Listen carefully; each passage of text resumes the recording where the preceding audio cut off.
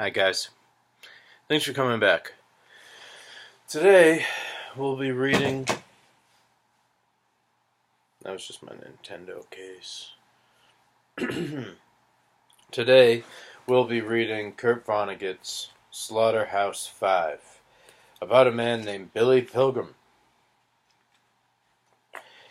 We'll be reading Chapter 5, the most interesting chapter of Slaughterhouse-Five, by Kurt Vonnegut.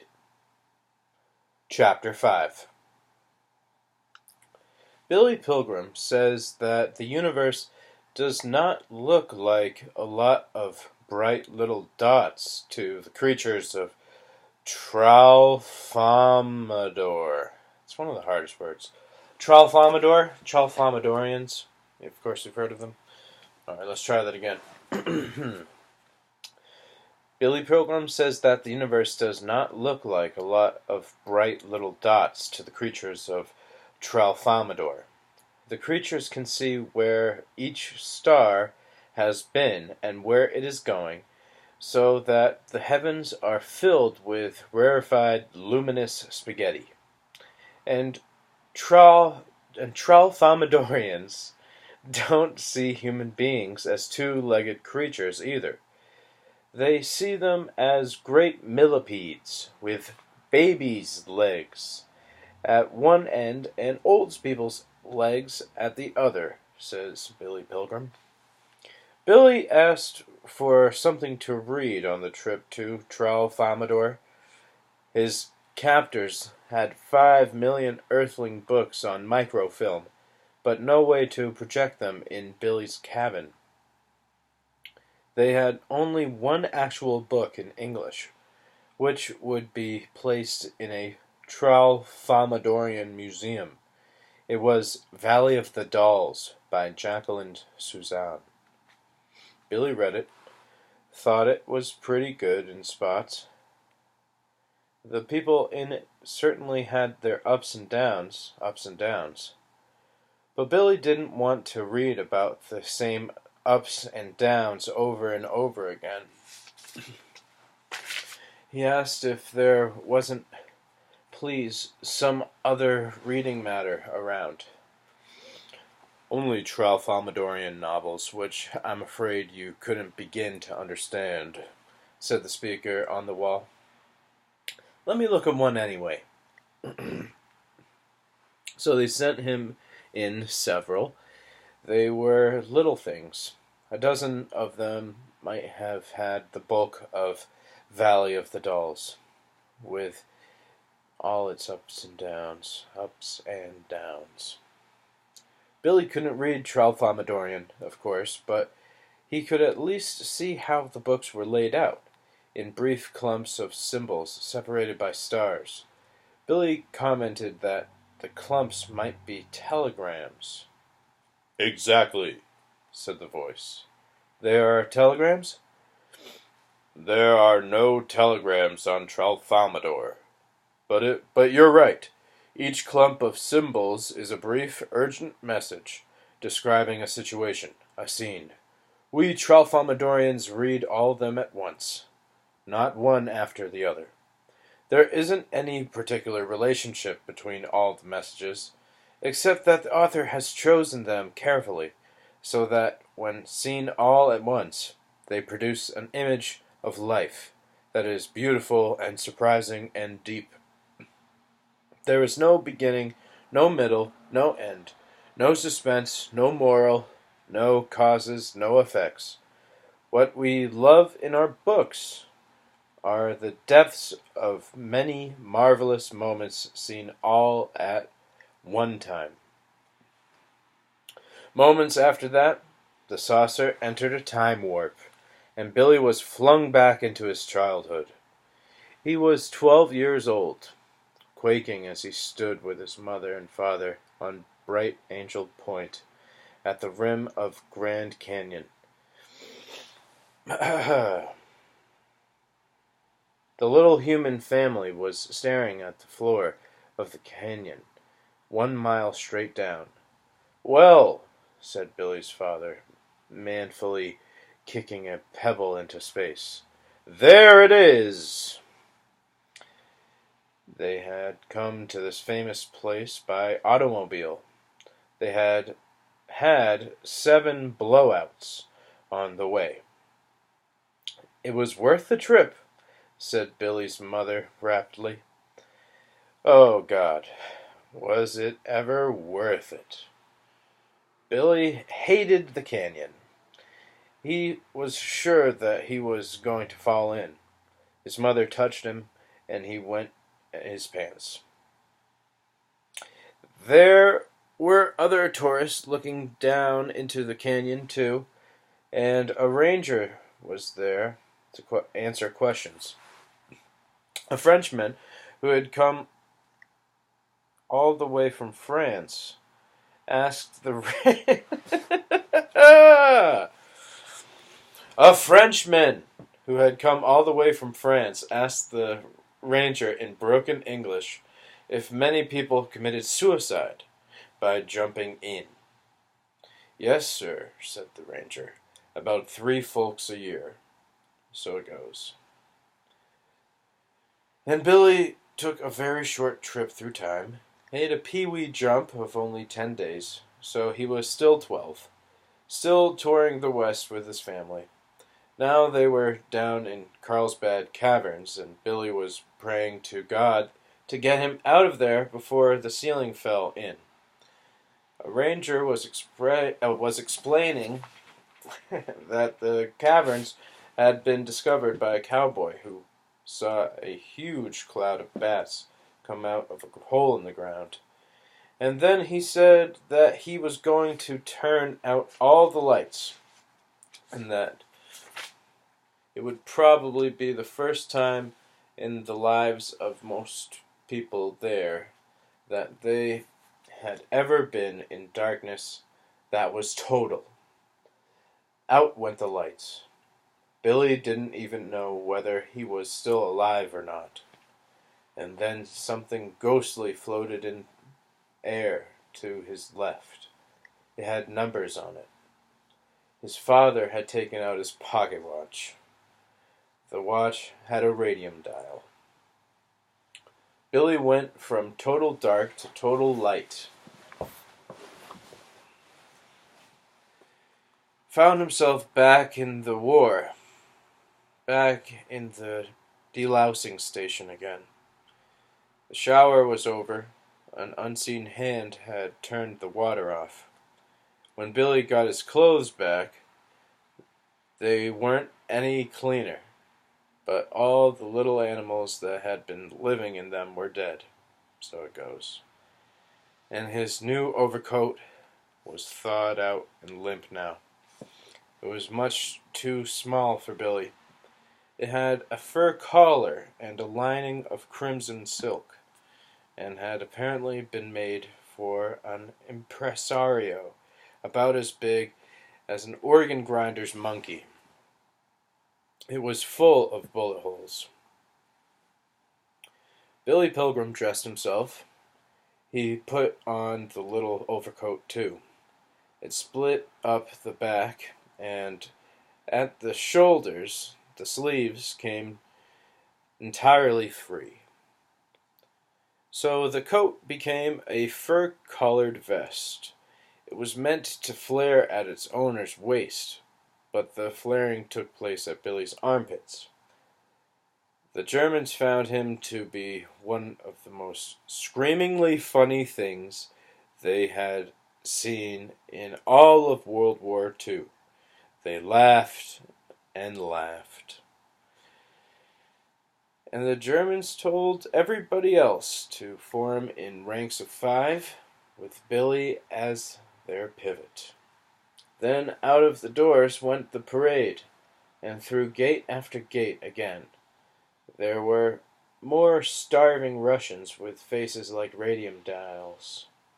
The Americans were livelier than before. The jazzing with hot water had cheered them up, and they came to a shed where a corporal with only one arm and one eye wrote the names and serial number of each prisoner in a big red ledger. Everybody was legally alive now. Before they got their names and numbers in that book, they were missing in action and probably dead. So it goes. As the Americans were waiting to move on, an altercation broke out in their rearmost rank. An American had muttered something which a guard did not like. The guard knew English, and he hauled the American out of ranks, knocked him down. The American was astonished. He stood up shakily, spitting blood. He'd had 2 teeth knocked out. He had meant no harm by what he'd said, evidently. Had no idea that the guard would hear and understand. "Why me?" he asked the guard. The guard shoved him back into ranks. "Why you? Why anybody?" he said.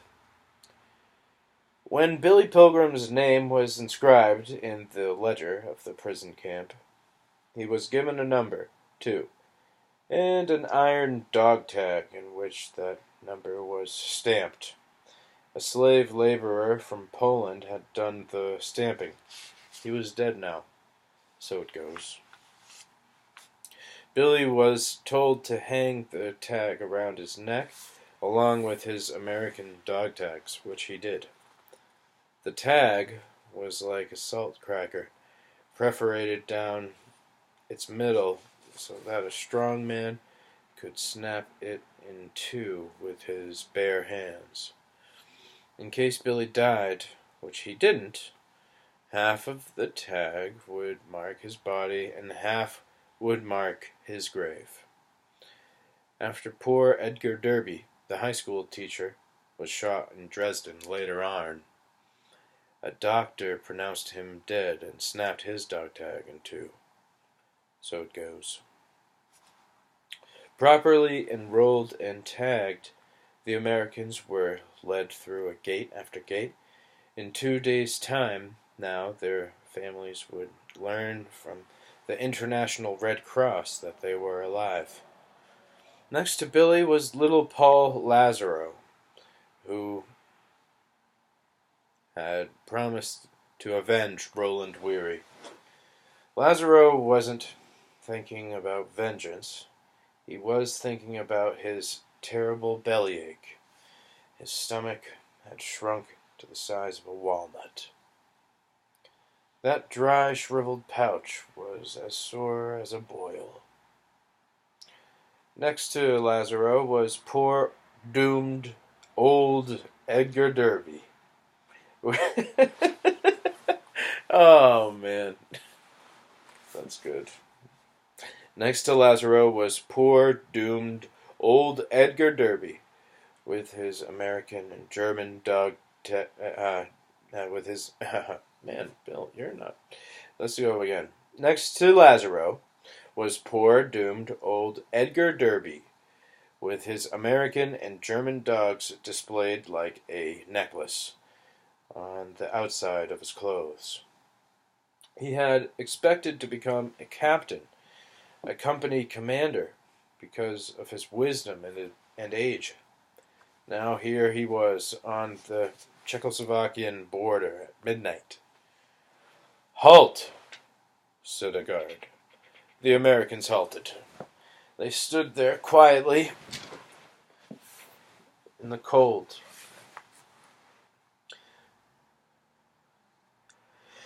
The sheds they were among were outwardly like thousands of other sheds they had passed.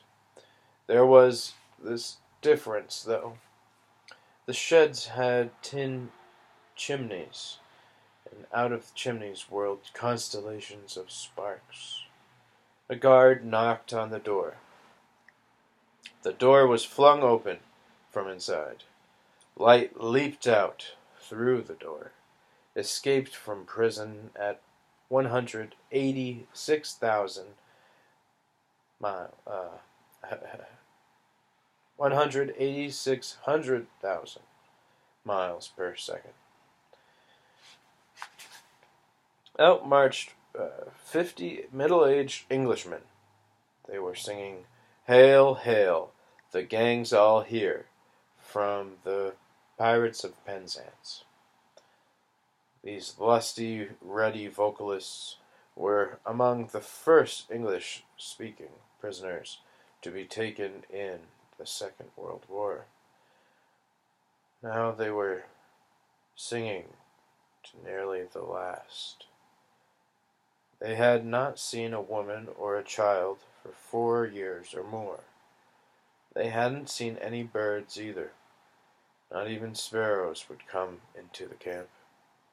The Englishmen were officers. Each of them had attempted to escape from another prison at least once. Now they were here, dead center in a sea of dying Russians. They could tunnel all they pleased. They would inevitably surface with a rectangle of barbed wire, would find themselves greeted listlessly by dying Russians who spoke no English, who had no food or useful information or escape plans of their own. They could scheme all they pleased to hide aboard a vehicle or steal one, but no vehicle ever came into their compound. They could feign illness if they liked, but that wouldn't earn them a trip anywhere either. The only hospital in the camp was a 6-bed affair in the British compound itself. The Englishmen were clean and enthusiastic and decent and strong. They sang boomingly well. They had been singing together every night for years. The Englishmen had also been lifting weights and chinning themselves for years. Their bellies were like washboards. The muscles of their calves. I always want to say calves. Ugh.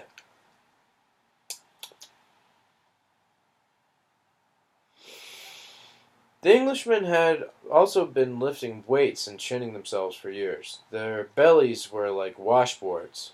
Their muscles on their calves and upper arms were like cannonballs. They were all masters of checkers and chess and bridge and cribbage and dominoes and anagrams and charades and ping-pong and billiards as well. They were among the wealthiest people in Europe in terms of food. A clerical error early in the war, when food was still getting through to prisoners, had caused the Red Cross to ship them 500 parcels every month instead of 50. The Englishmen had hoarded these so cunningly that now, as the war was ending, they had 3 tons of sugar, 1 ton of coffee, 1,100 pounds of chocolate, 700 pounds of tobacco, 1,700 pounds of tea, 2 tons of flour, 1 ton of canned beef, 1,200 pounds of canned butter, 1,600 pounds of canned cheese, 800 pounds of powdered milk, and 2 tons of orange marmalade.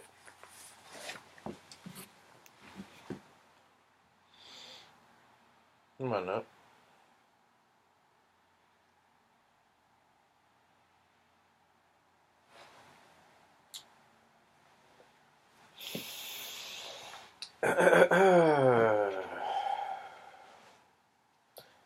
They kept all this in a room without windows. They had rat-proofed it by lining it with flattened tin cans. They were adored by the Germans, who thought they were exactly what Englishmen ought to be.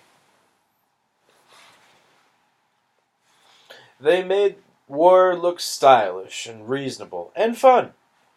So the Germans let them have 4 sheds, though one shed would have held them all. And in exchange for coffee or chocolate or tobacco, the Germans gave them paint and lumber and nails and cloth for fixing things up.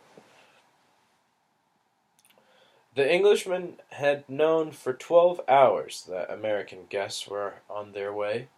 They had never had guests before, and they went to work like darling elves, sweeping, mopping, cooking, baking, making mattresses of straw and burlap bags, setting tables, putting party favors at each place. Now they were singing their welcome to their guests in the winter night.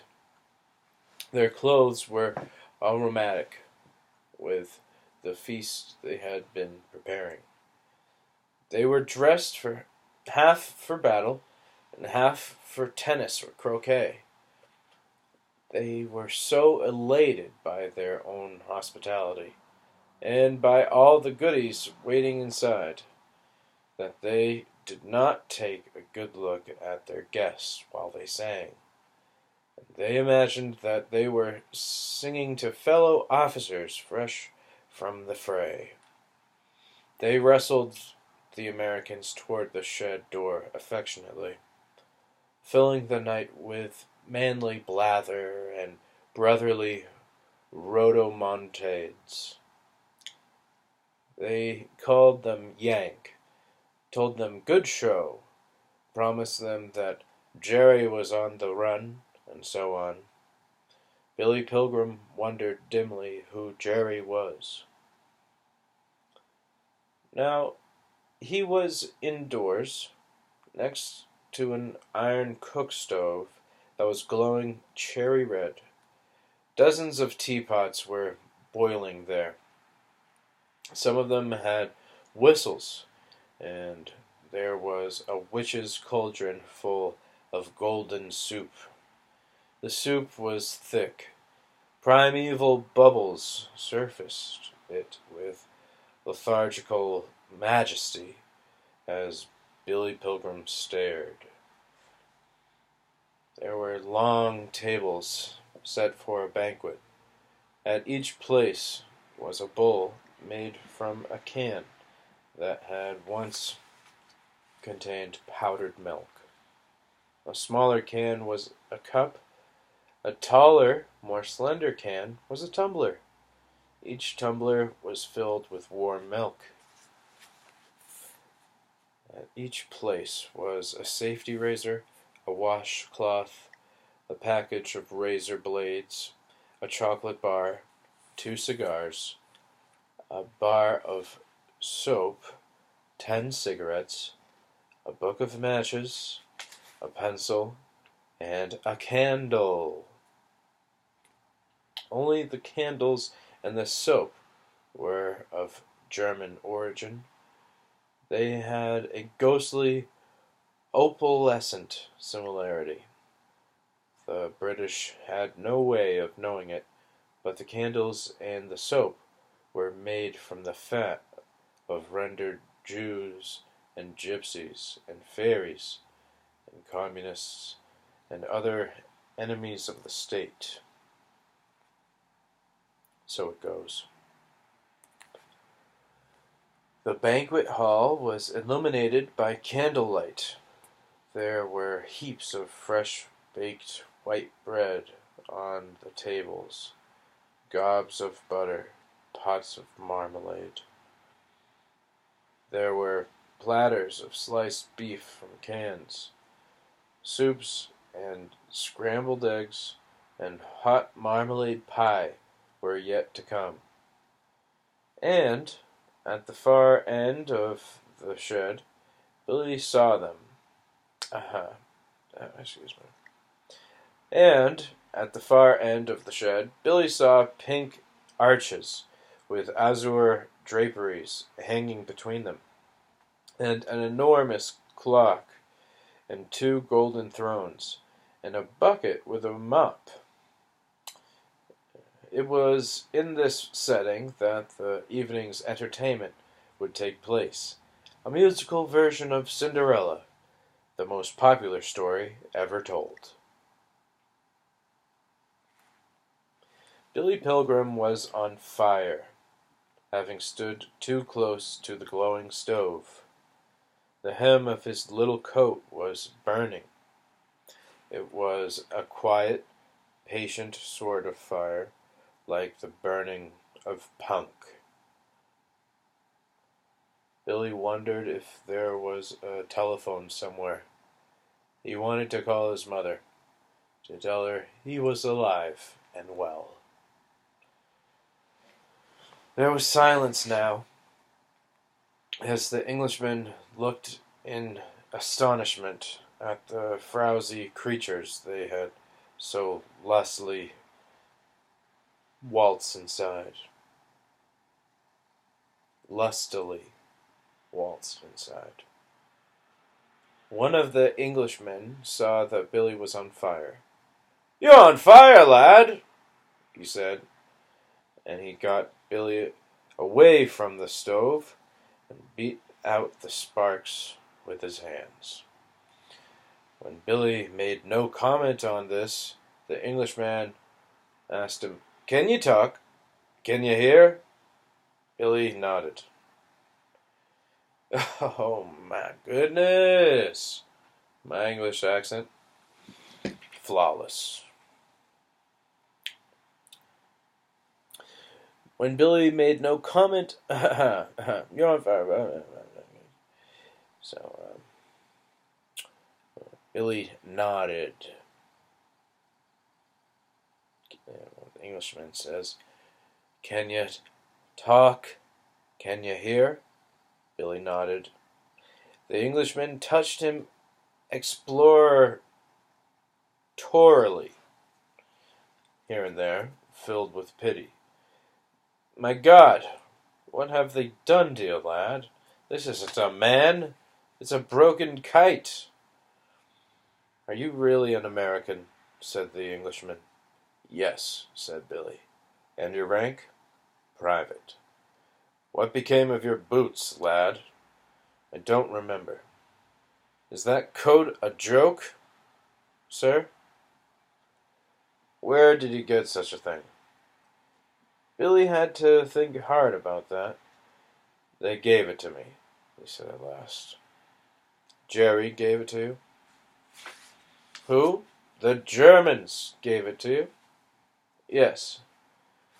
Billy didn't like the question.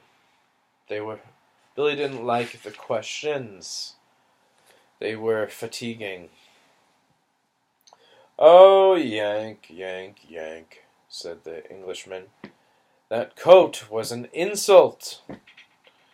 "Sir, it was a deliberate attempt to humiliate you.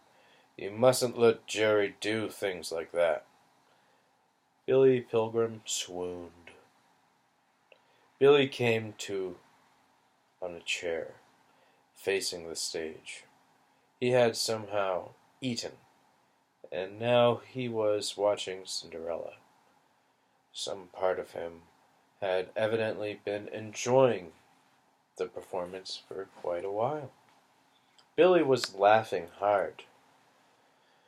The women in the play were really men, of course. The clock had just struck midnight, and Cinderella was lamenting, "Goodness me, the clock has struck. Alack day, and fuck my luck."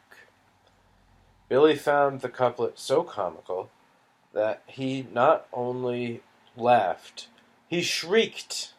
He went on shrieking until he was carried out of the shed and into another, where the hospital was.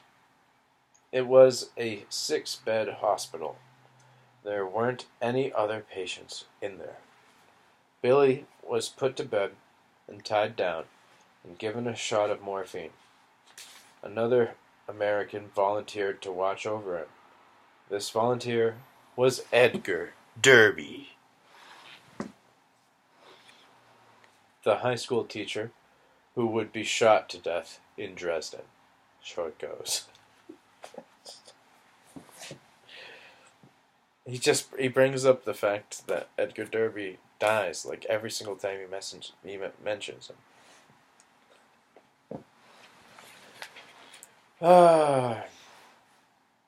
Derby sat on a three-legged stool. He was given a book to read. The book was The Red Badge of Courage by Stephen Crane. Derby had read it before. Now he read it again while Billy Pilgrim entered a morphine paradise. Under morphine, Billy had a dream of giraffes in a garden. The giraffes were following gravel paths, were pausing to munch sugar pears from treetops. Billy was a giraffe too. He ate a pear. It was a hard one. It fought back against his grinding teeth. It snapped in juicy protest.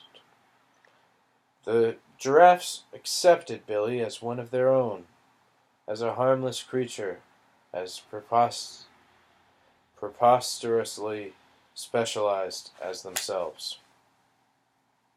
Two approached him from opposite sides, leaned against him. They had long, muscular upper lips, which they could shape like the bells of bugles. They kissed him with these. They were female giraffes, cream and lemon yellow. They had horns like doorknobs. The knobs were covered with velvet. Why?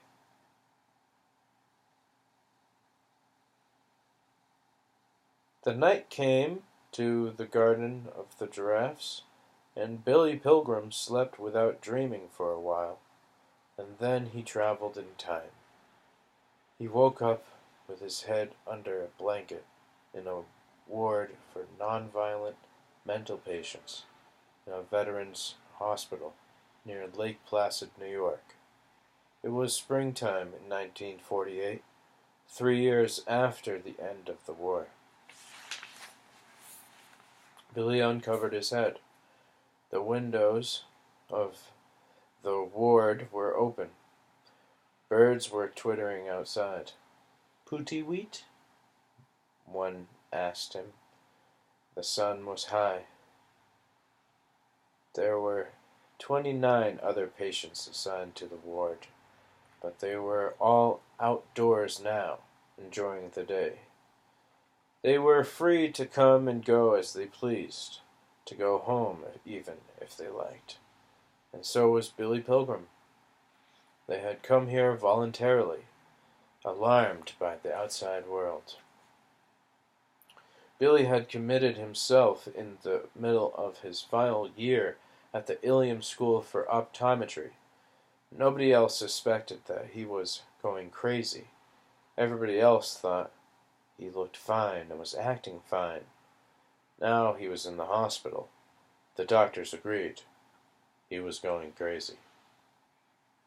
They did. I just love that. Anyway.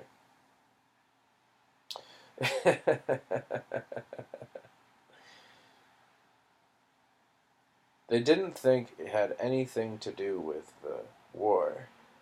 They were sure. What the hell? What's going on here? Stupid computer. Oh, my computer. Okay. Come on now. Come on your computer.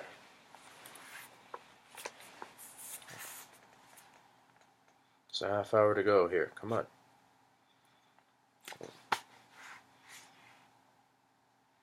The doctors agreed. He was going crazy. They didn't think it had anything to do with the war.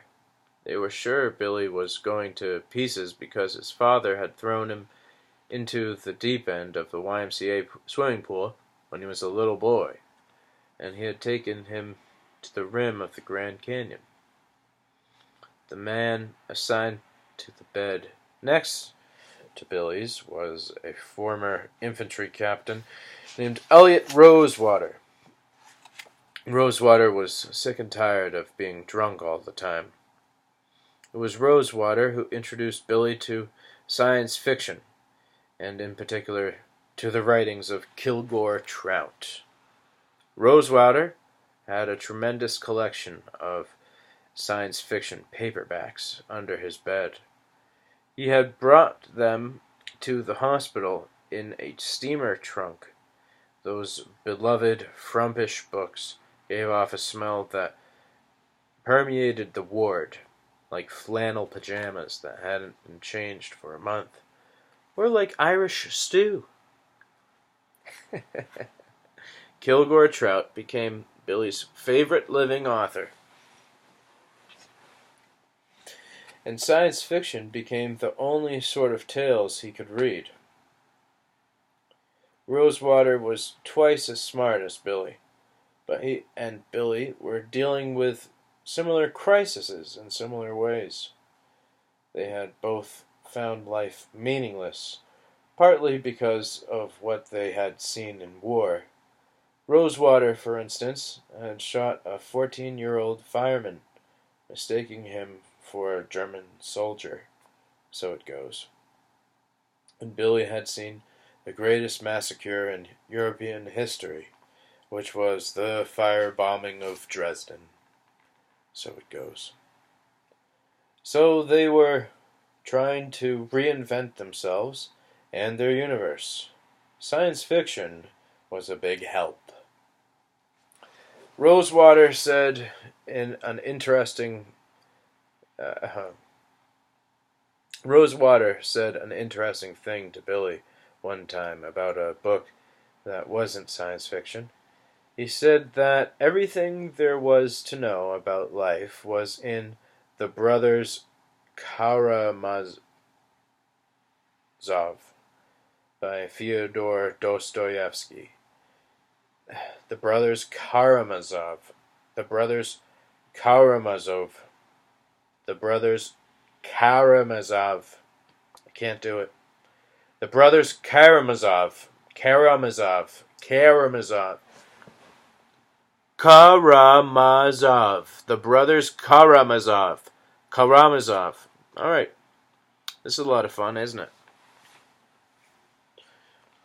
Rosewater said an interesting thing to Billy one time about a book that wasn't science fiction. He said that everything there was to know about life was in The Brothers Karamazov by Fyodor Dostoevsky. But that isn't enough anymore, said Rosewater.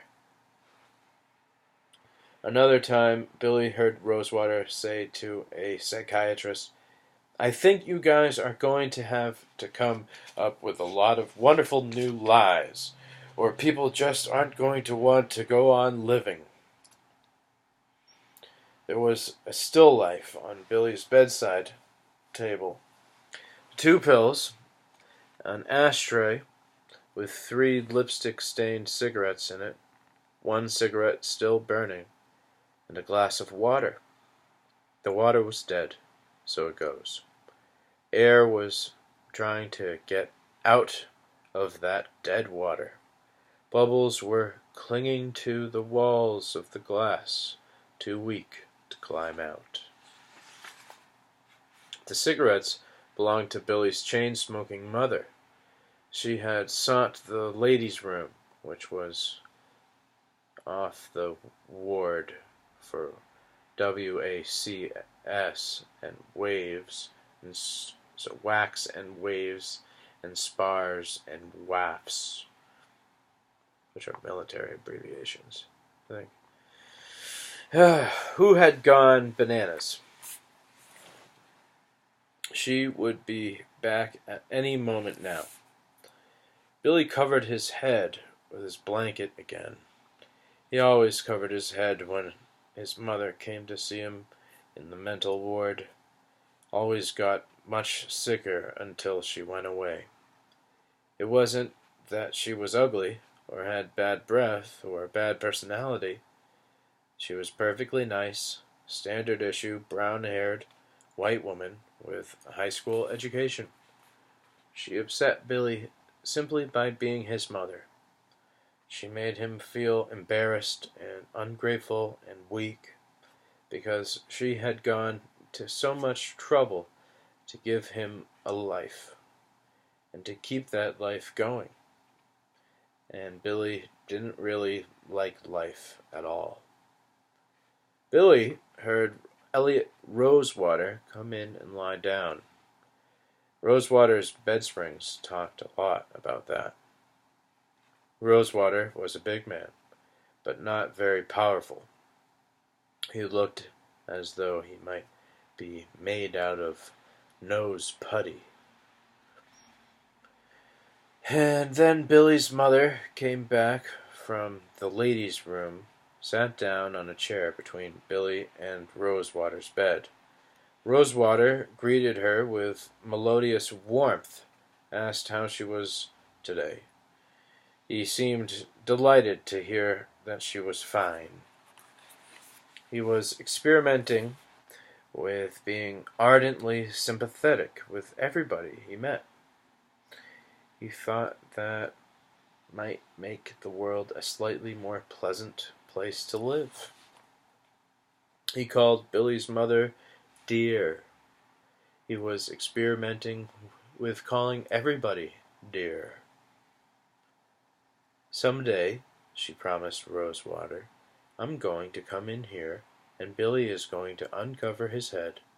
And do you know what he's going to say? What's he going to say, dear?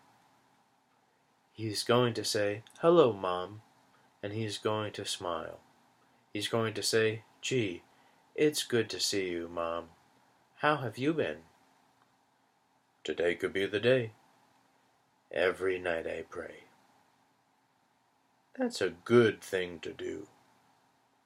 People would be surprised if they knew how much in this world was due to prayers. You never said a truer word, dear. Does your mother come to see you often? My mother is dead, said Rosewater. So it goes. I'm sorry. At least she had a happy life as long as it lasted. That's a consolation, anyways. Yes. Billy's father is dead, you know, said Billy's mother. So it goes. A boy needs a father. A boy needs a father. And on it went. That duet between the dumb, praying lady and the big, hollow man who was so full of loving echoes. He was at the top of his class when this happened, said Billy's mother. Maybe he was working too hard, said Rosewater. He held a book he wanted to read, but he was much too polite to read and talk, too, easy as it was to give Billy's mother satisfactory answers. The book was Maniacs in the Fourth Dimension by Kilgore Trout. It was about people whose mental diseases couldn't be treated because the causes of the diseases were all in the fourth dimension, and the three-dimensional earthling doctors couldn't see those causes at all, or even imagine them.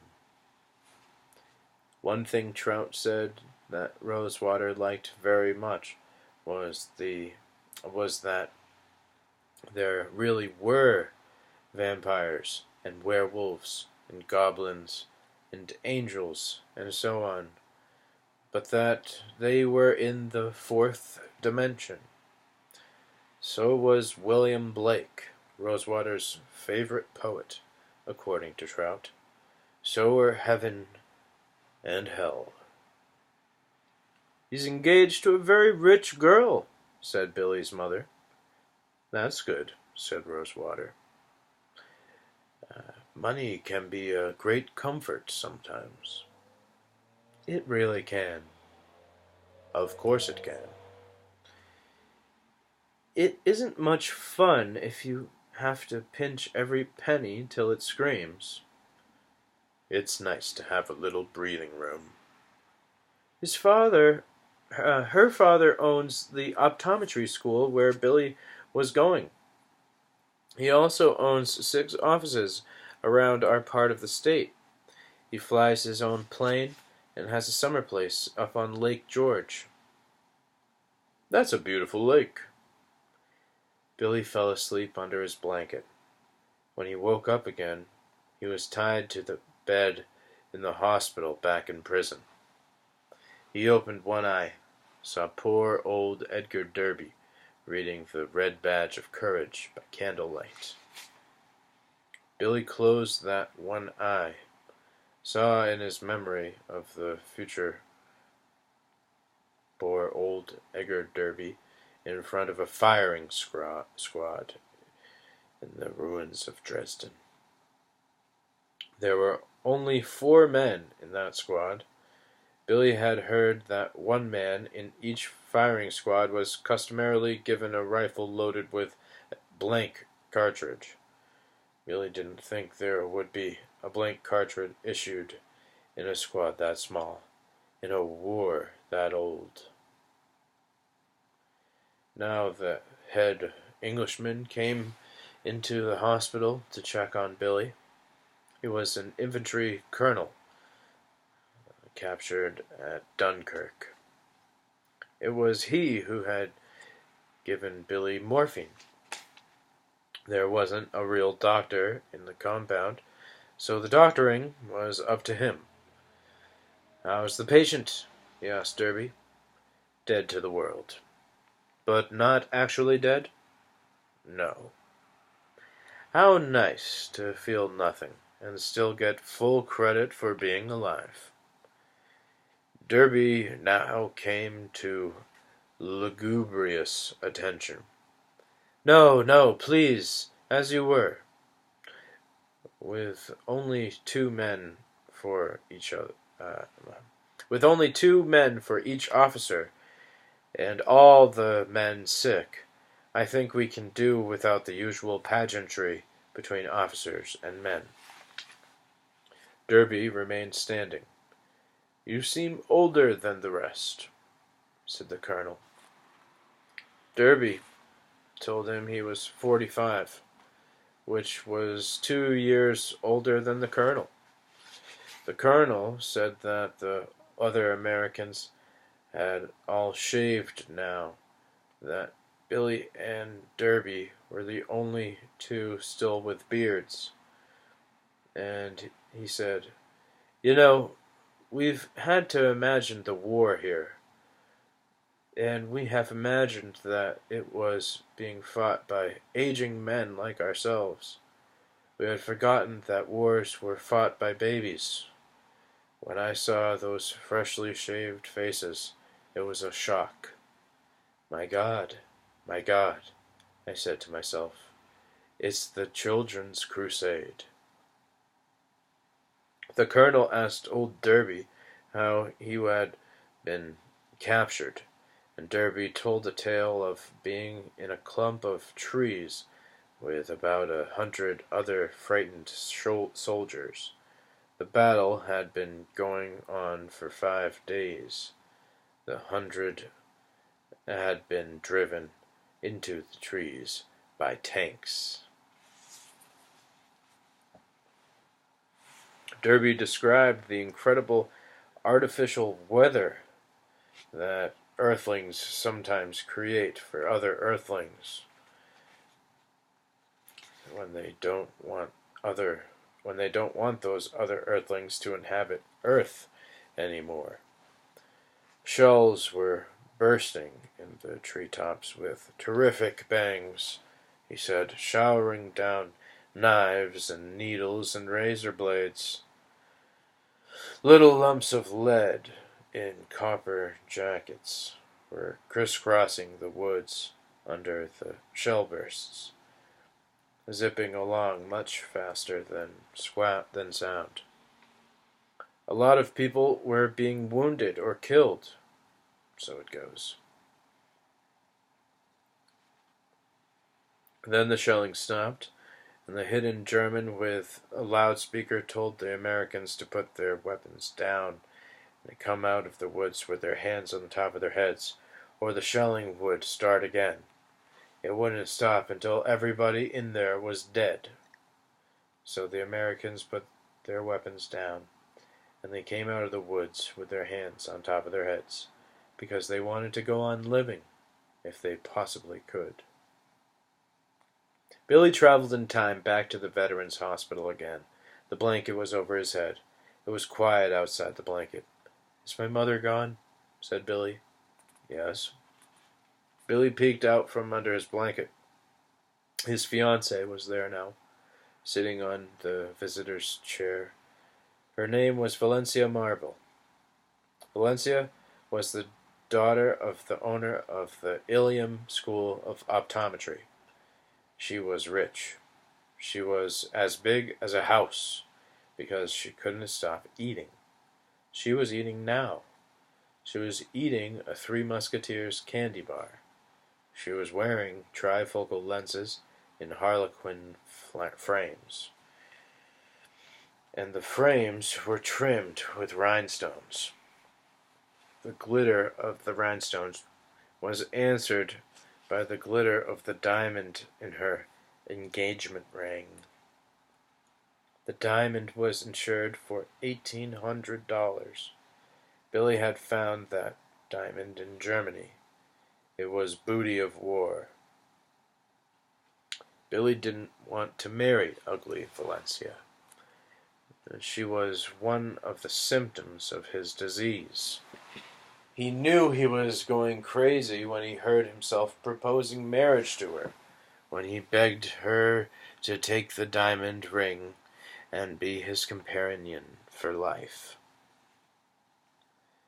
Billy said hello to her, and she asked him if he wanted some candy, and he said no thanks. She asked him how he was, and he said, "Much better, thanks." She said that everybody at the optometry school was sorry he was sick and hoped he would be well soon. And Billy said, "When you see him, tell him hello." She promised she would. She asked him if there was anything she could bring him from the outside, and he said, "No, I have just about everything I want." "What about books?" said Valencia. "I'm right next to one of the biggest private libraries in the world," said Billy, meaning Elliot Rosewater's collection of science fiction. Rosewater was on the next bed, reading, and Billy drew him into the conversation. Asked him what he was reading this time. So Rosewater told him. It was The Gospel from Outer Space by Kilgore Trout. It was about a visitor from outer space, shaped very much like a Tralfamadorian, by the way. The visitor from outer space made a serious study of Christianity to learn, if he could, why Christians found it so easy to be cruel. He concluded that at least part of the trouble was slipshod storytelling in the New Testament. He supposed that the intent of the Gospels was to teach people, among other things, to be merciful, even to the lowest of the low. But the Gospels actually taught this: before you kill somebody, make absolutely sure he isn't well connected. So it goes.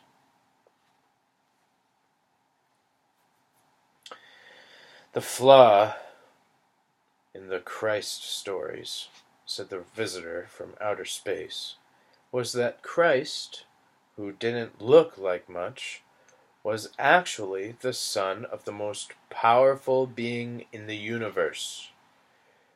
Readers understood that.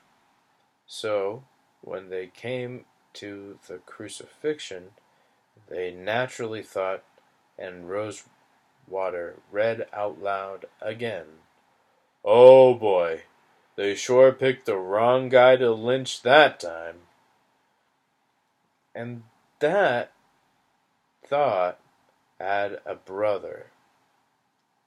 There are right people to lynch. Who? People not well connected. So it goes.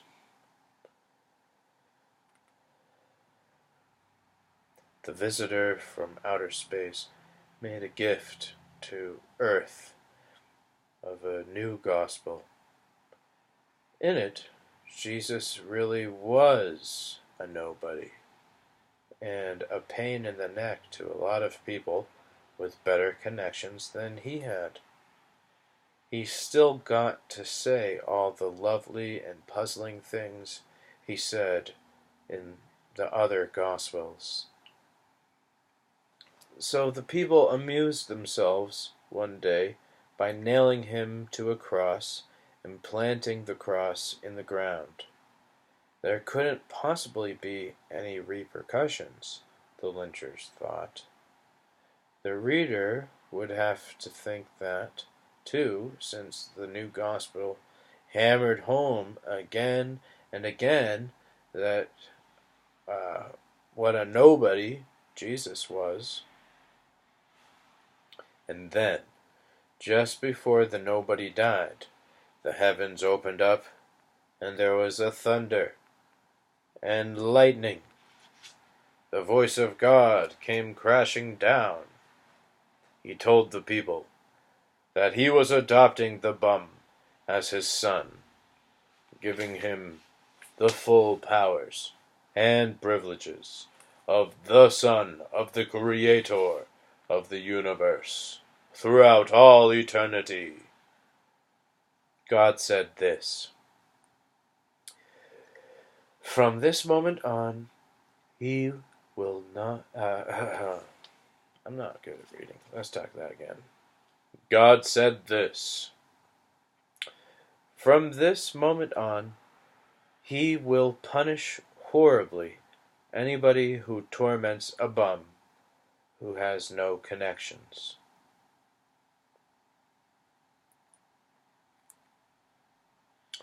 Billy's fiancée had finished her Three Musketeers candy bar. Now she was eating a Milky Way. "Forget books," said Rosewater, throwing that particular book under his bed. "The hell with them." "That sounded like an interesting one," said Valencia. "Jesus! If Kilgore Trout could only write," Rosewater exclaimed. He had a point. Kilgore Trout's unpopularity was deserved. His prose was frightful. Only his ideas were good. "I don't think Trout has ever been out of the country," Rosewater went on. "My God, he writes about Earthlings all the time. And they're all Americans. Practically nobody on Earth is an American."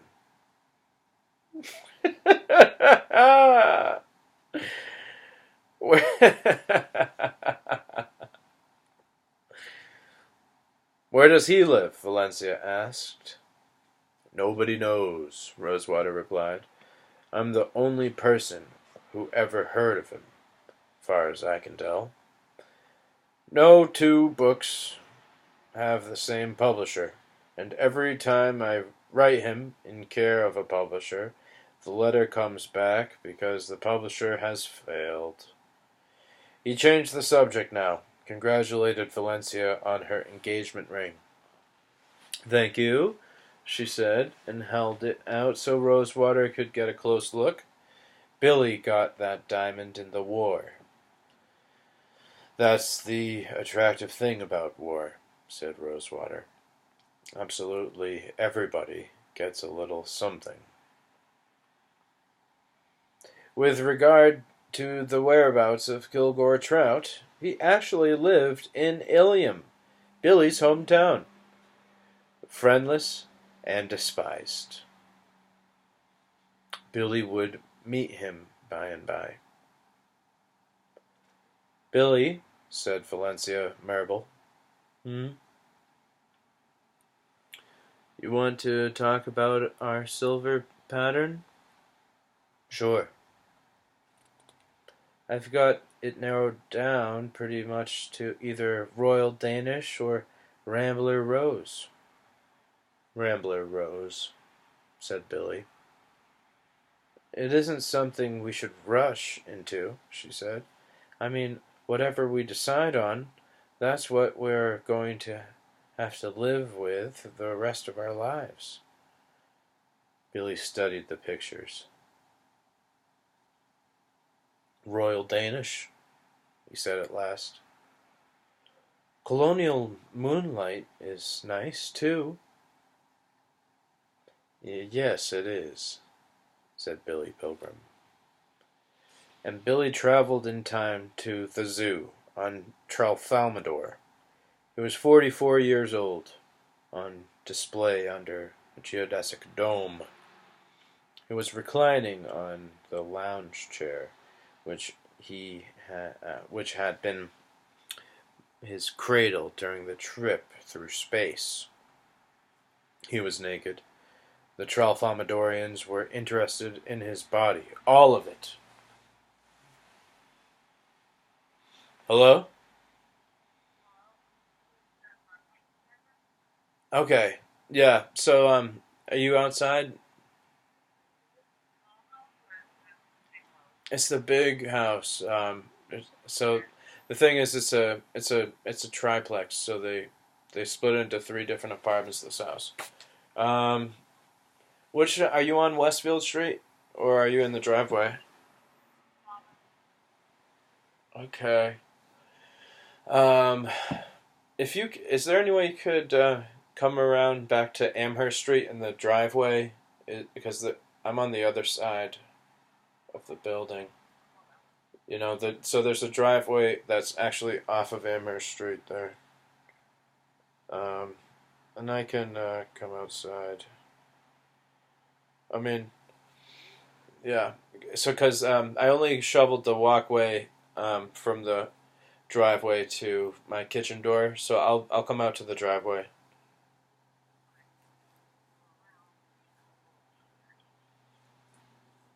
Thanks. With the snow and everything, it sucks. Okay, so I'll meet you out in the driveway. All right, thank you.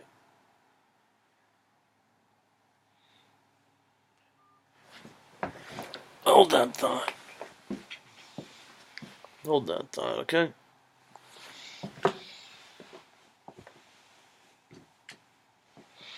I'll be right back.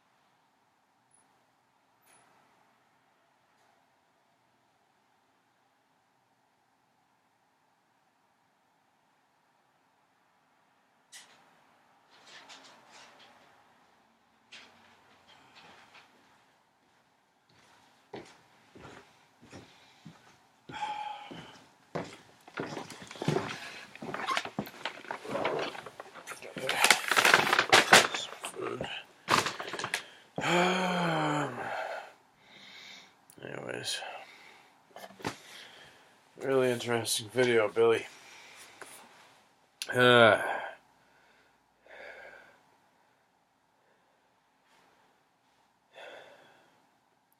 Billy traveled through time to the zoo on Tralfamadore. He was 44 years old, on display under a geodesic dome. He was reclining on the lounge chair, which had been his cradle during the trip through space. He was naked. The Tralfamadorians were interested in his body, all of it. There were thousands of them holding up their little hands so that their eyes could see him. Billy had been on Tralfamadore for 6 earthling months now. He was used to the crowd. Alright, well, I'll continue this in part 2 tomorrow. Thanks for tuning in. We'll see you next time, guys. Alright.